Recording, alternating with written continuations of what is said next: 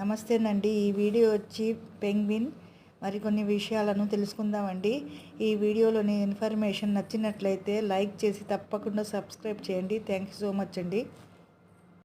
విషయానికి వస్తే పెంగ్విన్ యొక్క శరీరము చూడడానికి పొడవు శరీరం అండి. పొట్టి మెడ, పెద్ద తల, శరీరము రెండు వైపులా కొన తిరిగినట్లుగా ఉండి ఇది చూసేవారికి ఆకర్షణీయంగా, ప్రత్యేకంగా, ఆహ్లాదకరంగా కనిపించిద్దండి. ఈ శరీర ఆకృతి ఈ విధంగా ఉండడం వలననే ఇది సముద్ర నీటిలో గజ ఈతగాళ్ళ కన్నా ఎక్కువ ఈదడంలో సామర్థ్యాన్ని కలిగి ఉందండి. పెంగ్విన్స్ యొక్క ముఖ్య ఆహారం వచ్చేసి క్రిల్స్, చేపలు, స్వీడి మొదలైన సముద్ర జీవులను తిని బ్రతుకుతాయండి. ఈ పెంగ్విన్స్కి ఒక ప్రత్యేకమైన లక్షణం ఉందండి. అది సముద్రంలోని ఉప్పు నీళ్ళను త్రాగి జీవించగలదండి. వీటి శరీరంలో ఉప్పు నీటిని ఫిల్టర్ చేసే ప్రత్యేకమైన గ్రంథిని కలిగి ఉంటాయండి ఇవి. అందువలన ఇవి ఉప్పు నీళ్ళు తాగి కూడా బ్రతకగలవండి.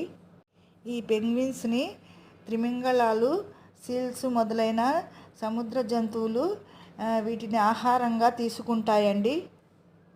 ఈ పెంగ్విన్స్ వచ్చేసి ఓన్లీ చలి ప్రాంతాలలోనే కాదండి, భూమధ్య రేఖకు ఉత్తరం వైపు కూడా జీవిస్తాయండి. ఈ పెంగ్విన్ దక్షిణ అర్ధగోళంలో జీవించే పెంగ్విన్స్ వచ్చేసి దాదాపు అన్ని పెద్ద పెంగ్విన్స్ అండి. ఎంపరర్ పెంగ్విన్ వచ్చేసి కూడా ఈ ఎక్కువ తీవ్ర చలిగా ఉన్న ప్రాంతాలలో కూడా చలిని తట్టుకొని జీవించగల సామర్థ్యం కలిగి ఉంటాయండి.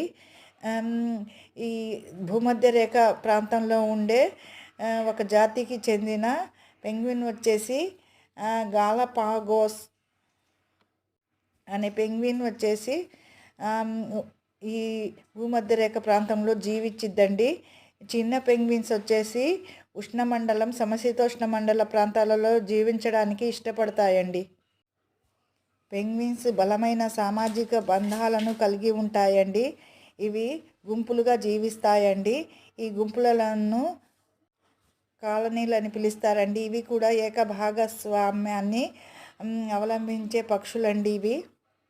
ఈ పెంగ్విన్స్ వచ్చేసి తన జీవిత కాలం మొత్తంలో సగభాగం భూభాగంపై ఉంటే సగభాగం నీటిలో జీవిస్తాయండి. పెంగ్విన్స్ వచ్చేసి 20 నిమిషాల పాటు వాటి శ్వాసను నీటిలో ఆపుకొని డైవ్ చేయగలవండి. ఇవి ఆహారం కోసం నీటి అడుగు వరకు వెళ్ళి ఆహారాన్ని సేకరించుకుంటాయి.